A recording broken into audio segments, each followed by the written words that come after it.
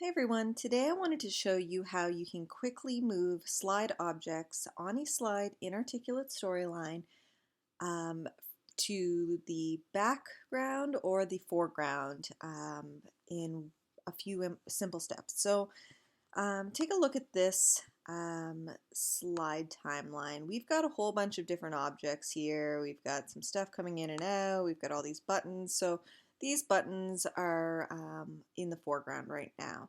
But how about we want this image to be in the foreground? All you have to do is select your image and right click and select Bring to Front.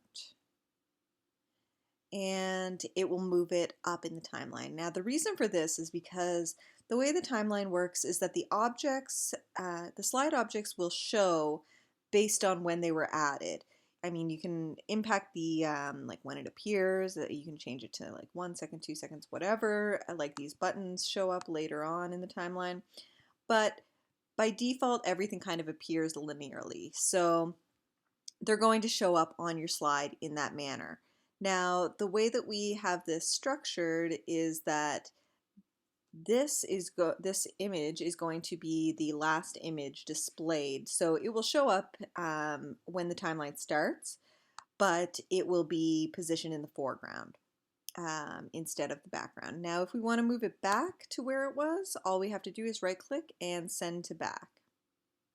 And then we will have our original setup. So that's just one quick tip that you might want to be aware of.